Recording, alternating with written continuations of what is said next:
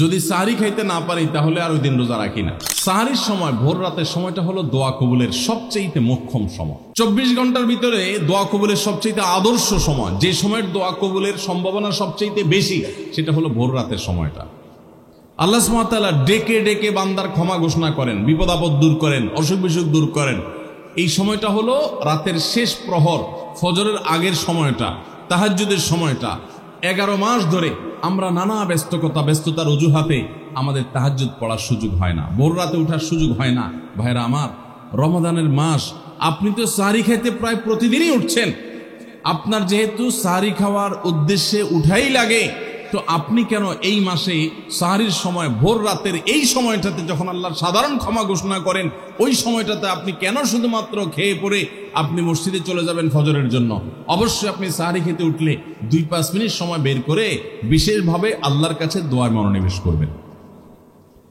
আমাদের একটা বড় ভুল হলো সাহরির এই সময়টাকে দোয়ায় আমরা মনোনিবেশ করি না। সম্ভব হলে 2 রাকাত নামাজ পড়েন, 4 রাকাত নামাজ পড়েন। সেটা যদি না পারেন তো সাহরির খানা শেষে অথবা আগে আপনি আপনার রুমে গিয়ে লাইট বন্ধ করে নিরিবিলি জায়গায় একটু আল্লাহর কাছে হাত তুলে একটু চোখের পানি ফেলে চান, দোয়া করেন। দোয়ার এই সুযোগটা 11 মাস আপনি পান না, রমজান মাসে সাহরির উসিলায় পেয়েছেন, তো আপনি সেই সুযোগটা কেন হাতছাড়া করবেন? আমি বিনয়ের সাথে বলতে চাই, একজন মানুষের জন্য আমরা এই সুযোগটা হাতছাড়া না করি। আমি পারতপক্ষে কোনোদিন এই সুযোগটা হাতছাড়া করি না ভাইরা। যেদিন কিছুই করতে পারি না, ওইরকম দোয়া করার সময় হয়তো নাই, কোনো কারণে দেরি হয়ে গেছে উঠতে উঠতে, ওই দিন খাইতে খাইতে মনে মনে দোয়া করার চেষ্টা করি, প্লেটটা ধুইতে ধুইতে দোয়া করার চেষ্টা করি। কারণ মুয়াজ্জিন ফজরের আজান যখন দেন, ওয়াক্ত যখন হয়, তার আগ মুহূর্ত পর্যন্ত আল্লাহ তাআলা দুনিয়ার আসমানে এসে তারপরে বান্দাকে ডেকে ডেকে বলেন, আলা মিন মুবতালান, তোমাদের মধ্যে কেউ কি অসুস্থ আছো, ফাআফিয়াহু, আমি তাকে সুস্থতা দান করব। আল্লাহ মিন মুস্তাগফিরিন ফাগফির লাহ, তোমাদের মধ্যে কেউ কি আছো ক্ষমা প্রার্থনাকারী, আমি তাকে ক্ষমা করে দিব। এভাবে ডেকে ডেকে আল্লাহ তাআলা দিতে থাকেন। টোটাল 24 ঘন্টার মধ্যে যেই সময়টার দোয়া ফেরত দেয়া হয় না, যেই সময়টার দোয়া মিস হওয়ার সম্ভাবনা খুবই কম, আপনার দোয়ার বেসিক শর্তগুলো ঠিক থাকলে এই দোয়া কবুল হওয়ার সম্ভাবনা জোরালো, সেই সময়টা হলো ভোর রাতের সময়টা। রমজান মাসে এই সময়টাতে দোয়ার যে সুযোগ তৈরি হয়, দোয়ার যে বিশাল সুযোগ আপনি পান, এই সুযোগটা হাতছাড়া করে আপনি শুধুমাত্র খেয়ে দিয়ে এই সময়টাকে পার করে দেন, এটা কখনো বুদ্ধিমানের কাজ হতে পারে না। এই জন্য রমজান মাসের ভুলগুলোর মধ্যে থেকে একটা হলো যে সাহরির সময়টাতে, ভোর রাতের সময়টাতে, দোয়া কবুলের গুরুত্বপূর্ণ সময়টাতে আমরা দোয়া তো করিই না। অনেকে ওই সময় আজকাল সাহরি পার্টি বের করেছেন, তামাশা বের করেছেন, অনেকে টেলিভিশনের প্রোগ্রাম দেখেন। কোন চ্যানেলে সাহরির সময়ের কোন প্রোগ্রাম আমরাও মাঝে মধ্যে, এগুলো আগে রেকর্ড করা থাকে। সাহরির সময় আমরা টেলিভিশনে প্রোগ্রাম করতে যাই না, আগে রেকর্ড করা থাকে, সেগুলো চলে। এগুলো হলো তাদের জন্য যারা টেলিভিশনে হারাম জিনিস দেখবে, ওই টাইমটাতে সে যেন হারাম জিনিস না দেখে ভালো কিছু দেখে। আপনাদেরকে আমরা বলবো, কখনো ওই ভোর রাতের ওই সময় ইসলামিক প্রোগ্রামও দেখতে যাবেন না। আপনি ওই সময়টাতে আল্লাহর সাথে কথা বলবেন, ওই টাইমটা ইবাদতের সময়, ওই টাইমটা দোয়া এবং রোনাজারির সময়। আমরা বেশিরভাগ মানুষ এই ভুলটা করি যে রমজানে আল্লাহর কাছে পাওয়ার এই বিশাল সুযোগ আমরা হাতছাড়া করে ফেলি। আমরা এখন থেকে সাহরিতে উঠলে দোয়া করবো তো ইনশাআল্লাহ। আল্লাহ আমাদের সবাইকে তৌফিক দান করুন। তাহলে এটি ছিল 11 নম্বর ভুল। রমাদানকে আমাদের সার্থক করতে হলে এই ভুলটা দূর করতে হবে, সংশোধন করতে হবে। সাহরিতে দোয়া থেকে বিরত থাকা, এই ভুল করা যাবে না। 9 নম্বর ভুল হলো, আমরা অনেকে যদি সাহরি খাইতে না পারি তাহলে আর ওই দিন রোজা রাখি না। অনেক লোক আছে বলে যে আজকে সাহরি খাইতে পারি না, এই জন্য রোজা রাখি না। তো সাহরি না খাইতে পারলে রোজা রাখবেন না কেন? সাহরি খাওয়াটা সুন্নত আর রোজা রাখাটা ফরজ। আপনার সুন্নত ছুটে গেছে, কোনো অসুবিধা নেই। সাহরি না খেলে রোজার কোনো অসুবিধা নাই। সাহরি খাওয়াটা উত্তম। নবী সাল্লাল্লাহু আলাইহি ওয়াসাল্লাম বলেছেন, তাসাহহারু ফাইন্না ফিস সাহুরি বারাকা, তোমরা রাতের শেষ বেলার খানাটা, সাহরির খানাটা খাবা, এটাতে বরকত আছে, কল্যাণ আছে। দুপুরের খানায় বরকতের কোনো ঘোষণা নাই, অন্য কোনো খানায় বরকতের কোনো ঘোষণা নাই, কিন্তু সাহরির খানাতে বরকতের ঘোষণা আছে। এই জন্য আমরা সাহরির খানাটা মনে না চাইলেও অল্প স্বল্প কিছু হলেও মুখে দেওয়ার চেষ্টা করব, কারণ সেখানে বরকত আছে, কল্যাণ আছে। কিন্তু কোনো কারণে সাহরি মিস হয়ে গেছে, ঘুম থেকে উঠতে পারেন নাই, আজান হয়ে গেছে, তাহলে এই অজুহাতে রমজানের ফরজ রোজা না রাখার কোনো সুযোগ নাই। কষ্ট একটু বেশি হতে পারে ওই দিন, তাতে কিছুই হবে না, আমরা একেবারে মরে যাব না। ধৈর্য ধরা শিখতে হবে। ইমানদারকে আল্লাহ তাআলা সবর করা শিখাচ্ছেন রমজানের মাধ্যমে। এই জন্য ভাইরা, কোনোদিন সাহরি মিস হইলে ওই দিন রোজা মিস করা যাবে না।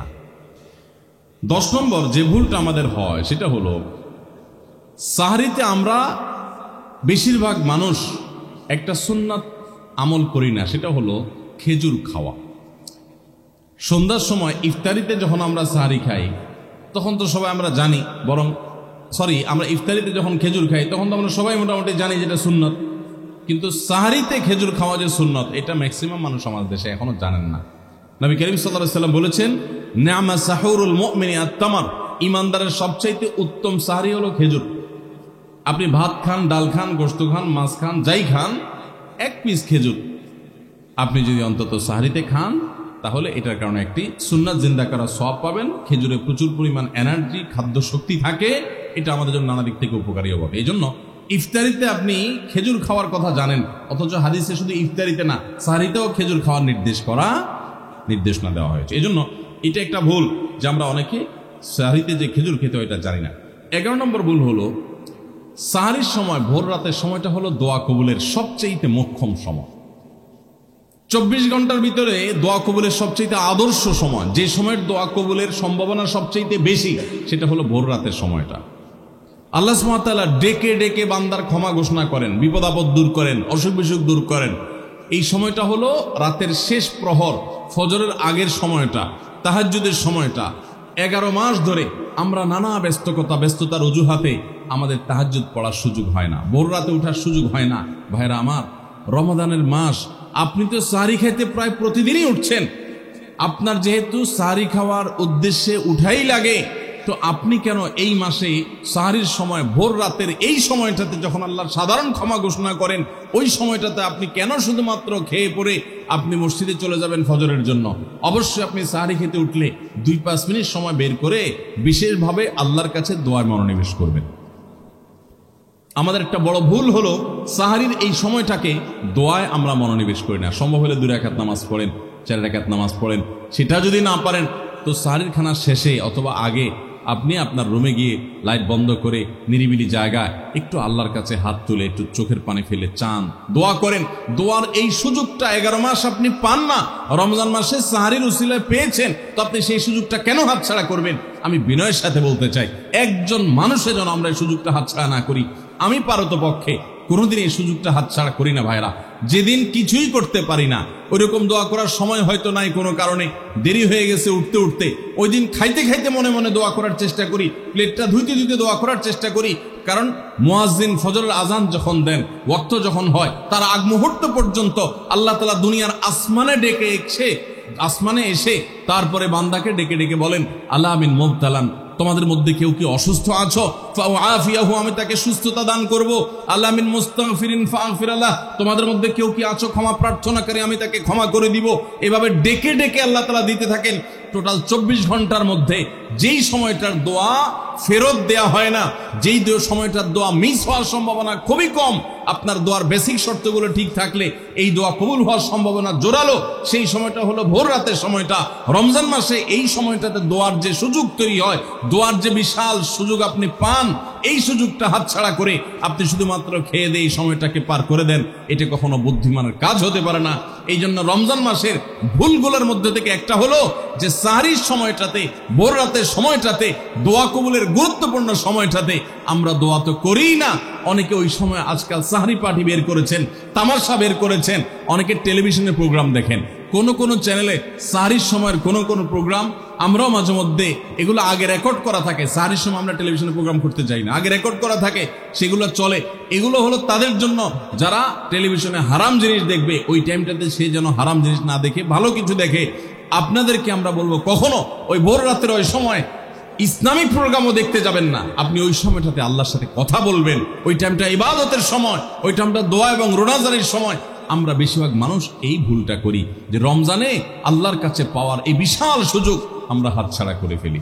আমরা এখন থেকে সাহারিতে উঠলে দোয়া করবো তো ইনশাআল্লাহ। আল্লাহ আমাদের সবাইকে তৌফিক দান করুন। তাহলে এটি ছিল 11 নম্বর ভুল।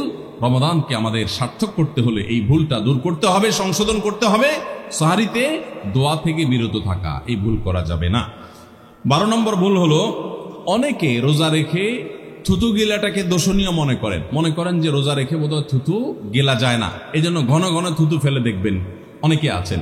বিশেষ করে নতুন যখন রোজা রাখে পোলাপান, তখন দেখবেন যে মিনিটে মিনিটে থুতু ফেলে, আছে না নাই? এই ঘন ঘন রোজা রাখে, আপনার থুতু ফেলে কেন? কারণ মনে করতেছে থুতু গিললে তার রোজা ভেঙে যাবে। ভাই, থুতু যদি আপনি না গিলেন আপনি বাঁচবেন?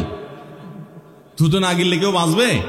যতই আপনি থুতু ফেলেন, আপনার থুতু তো কিছু না কিছু ভিতরে যাবেই। যদি না যায়, গলা শুকিয়ে গেলে তো আপনি মরেই যাবেন। এই জন্য এটা একটা ভুল যে আমরা মনে করি থুতু ফেলা লাগে। রোজা রেখে রোজার কারণে এক্সট্রা কোনো থুতু ফেলার দরকার নাই। আপনার মুখে বালু চলে আসছে, একটা মশা ঢুকে গেছে, আপনি রোজা আছে, এটা যেন ভিতরে না যায় সেজন্য থুতুটা ফেলে দিলেন, এটা ভিন্ন কথা। আপনি বেসিনে গিয়ে ফেলে আপনি একটু পানি ঢেলে দিলেন। কিন্তু রোজা রেখে ঘন ঘন থুতু ফেলতে হবে, থুতু গিলা যাবে না, এরকম কোনো কথা নাই। এটা আমাদের একটা ভুল, রমজান কেন্দ্রিক একটা ভুল। 13 নম্বর ভুল হলো, আমরা বেশিরভাগ মানুষ রমজান মাসে ফজরের নামাজ পড়ে এসে ঘুম দেই। আপনার যদি রাতে ঘুম না পুরে আবার দিনে ডিউটি থাকে, ঘুম একটু যদি যাওয়াই লাগে, তো ফজরের পর পর ঘুমাবেন না। আলহামদুলিল্লাহ, আমাদের বাসায় আমরা এটার প্র্যাকটিসটা প্রতি বছর খুব হার্ডলি করার চেষ্টা করি। ফজরের পর পর কোনো ঘুম নেই, ফজরের পর একটু কোরআন তেলাওয়াত করেন। প্রথম প্রথম চোখ ভেঙে আসবে, কারণ আপনি ভোর রাতে উঠছেন, অভ্যাস নাই। তো যাতে চোখে ঘুম না আসে সেজন্য নানান বুদ্ধি বাইর করেন, করে ঘুম দূর করেন, একটু উঠবস করেন। ওই টাইমে বসে ফজরের পরে আপনি তেলাওয়াত করেন, জিকির আজকার করেন, সকাল সন্ধ্যার দোয়াগুলো পড়েন, এটা দোয়া করেন, রমজানের কিছু আমল করেন। এশাকের নামাজের ওয়াক্ত হয়ে গেছে, 2 রাকাত নামাজ পড়ে এরপর আপনি পারলে দরকার হলে শুয়ে যান, কিন্তু ফজরের পর পর শুয়ে যাবেন না। এটা একটা ভুল, কারণ নবী করিম সাল্লাল্লাহু আলাইহি সাল্লাম সকালের এই সময়টার জন্য দোয়া করেছেন, আল্লাহুম্মা বারিক লি উম্মতি ফি বুকুরিহা, আল্লাহ আমার উম্মত জন্য সকালের সময়টাতে বরকত দান করুন। আর ওই সময় আপনি ঘুমায় থাকছেন। তো রমজান মাসে আমরা এটা একটা ভুল করি, এটা আমরা করব না যথাসম্ভব। তারপর 14 নম্বর ভুল হলো, আমরা যারা নিয়মিত আজানের জবাব দেই, আজানের জবাব দেওয়া একটা আমল, আপনারা জানেন তো, মুয়াজ্জিন যা বলে তার সাথে সাথে তা বলা, তার পরপর সেটা বলা। মুয়াজ্জিন যখন আল্লাহু আকবার বলে, তখন আপনিও আস্তে আস্তে করে আল্লাহু আকবার বলবেন। মুয়াজ্জিন আবার যখন আল্লাহু আকবার বলবে, আপনিও আল্লাহু আকবার বলবেন। মুয়াজ্জিন যখন আশহাদু আল্লা ইলাহা ইল্লাল্লাহ বলবে, আপনিও আশহাদু আল্লা ইলাহা ইল্লাল্লাহ বলবেন। মুয়াজ্জিন যখন আশহাদু আন্না মুহাম্মাদুর রাসূলুল্লাহ বলবে, আপনি কি বলবেন? আশহাদু আন্না মুহাম্মাদুর রাসূলুল্লাহ বলবেন। অনেকে সাল্লাল্লাহু আলাইহি সাল্লাম পড়ে, সাল্লাল্লাহু আলাইহি সাল্লাম পড়বেন হলো আজানের শেষে, কিন্তু আজান চলাকালীন আশহাদু আন্না মুহাম্মাদুর রাসূলুল্লাহ বলবেন। সহিহ মুসলিমের আজানের জবাব দেওয়ার অধ্যায়ে পরিষ্কারভাবে নবী সাল্লাল্লাহু আলাইহি ওয়াসাল্লাম শিক্ষা দিয়েছেন। ইমাম মুয়াজ্জিন যখন বলবে, ইযা ক্বালা আশহাদু আন্না মুহাম্মাদুর রাসূলুল্লাহ ফাকুলু আশহাদু আন্না মুহাম্মাদুর রাসূলুল্লাহ, তখন আমরা আশহাদু আন্না মুহাম্মাদুর রাসূলুল্লাহ বলবো। এরপর হাইয়া আলাস সালাহ হাইয়া আল ফালাহ যখন বলবে, তখন লা হাওলা ওয়ালা কুওয়াতা ইল্লা বলবো। এরপর আল্লাহু আকবার বললে তাই বলবো, লা ইলাহা ইল্লাল্লাহ সময় তাই বলবো। তারপরে আজানের জবাব দেবো, দুরূদ পড়বো, দোয়া পড়বো। এই যে আজানের জবাব, এটাতে লাভ হয় কি জানেন? মুয়াজ্জিন আজান দিয়ে যেই সওয়াব পায়, আজানের যারা মুখে জবাব দেয়, মুয়াজ্জিনের সাথে সাথে বলে, তাদেরকে আল্লাহ তাআলা সমপরিমাণ সওয়াব দান করে। আর মুয়াজ্জিন কি পরিমাণ সওয়াব পায় সেটা কি জানেন? কোন মুয়াজ্জিন যদি আল্লাহকে খুশি করার জন্য আজান দেয়, দুনিয়ার উদ্দেশ্য তার কাছে না থাকে, বরং আল্লাহকে খুশি করাটাই তার উদ্দেশ্য থাকে, তাহলে এই মুয়াজ্জিনের ফজিলত হলো, ওই মুয়াজ্জিনের আজান শুনে যত মানুষ মসজিদে আসবে, ওই ওয়াক্ত নামাজে যত মানুষ শামিল হবে, সবাই যে পরিমাণ সওয়াব পাবে, যার যার অ্যাকাউন্টে যাবে, বোনাস হিসাবে সবার সমপরিমাণ সওয়াব মুয়াজ্জিনকে দেওয়া হবে। আর আপনি মুয়াজ্জিনি না করে শুধু আজানের জবাব দিলেও সেই মর্যাদা বোনাস হিসাবে আল্লাহ তাআলা আপনাকে দান করবেন। এই হাদিসের ফজিলত একবার আরো 10, 12, 13 বছর আগে কোন এক জায়গায় আমি বলেছিলাম, সৌদি আরবে থাকতে। তখন এক ভদ্র মহিলা আমাকে বললেন, হুজুর, এই হাদিসটা আপনার কাছ থেকে শেখার পর, জানার পর থেকে আমি মক্কা শরীফের লাইভ আজান নিয়মিত ওই টাইমে, আমি রেডিও শুনি না, মোবাইলে বিভিন্নভাবে লাইভ আজানটা আমি শোনার চেষ্টা করি এবং ওই মুয়াজ্জিনের সাথে সাথে জবাব দেওয়ার চেষ্টা করি। কারণ আমার যখন এটা জানা হলো যে মুয়াজ্জিন যত পরিমাণ সওয়াব পাবে তত পরিমাণ সওয়াব পাওয়া যাবে, তো মক্কার মুয়াজ্জিন সাহেবের আজান শুনে যত মানুষ প্রতি ওয়াক্তে নামাজ পড়ে, এত বেশি নামাজ তো দুনিয়ার অন্য কোনো মসজিদে প্রত্যেক ওয়াক্তে পড়ে না। সো আমি লক্ষ লক্ষ মানুষের নামাজ পড়ার সমপরিমাণ সওয়াব, মুয়াজ্জিনের পরিমাণ পেতে চাই, সেজন্য মক্কার লাইভ আজানটা আমি ফলো করি। আমি অবাক হয়ে গেলাম, মানুষ আল্লাহর সন্তুষ্টির জন্য কতভাবে চেষ্টা করে, অথচ আমরা হেলায় হারিয়ে ফেলি। আপনার মহল্লার যে আজানটা সবার আগে আপনার কানে আসে, আপনার মহল্লার আজান, ওটা জবাব আপনি দিবেন, এরপর বাকিগুলো আপনি দিতে পারলে দিবেন, না দিতে পারলে না। এই যে আজানের জবাব, এই আজানের জবাবটা আমরা অনেকে 12 মাসে একটু আধটু দেওয়ার চেষ্টা করলেও রমজান মাসে মাগরিবের নামাজের আজান এটার জবাব নিয়মিত আজানের জবাবকারীরাও দেয় খুব কম। এটা রমজানের একটা ভুল। কেন দেয় না? কারণ সেই আসরের পর থেকে নিয়ে 10-12 পদ 13 পদ 14 পদ ইফতার সামনে নিয়ে বসে যে দাঁত কচকচ কচকচ করতেছিল, হাতগুলো শুধুমাত্র আকুপাকু করতেছিল যে কখন আপনার বেগুনি ধরবে, কখন পেঁয়াজু ধরবে, কখন বুটমুড়িতে হাত দিবে।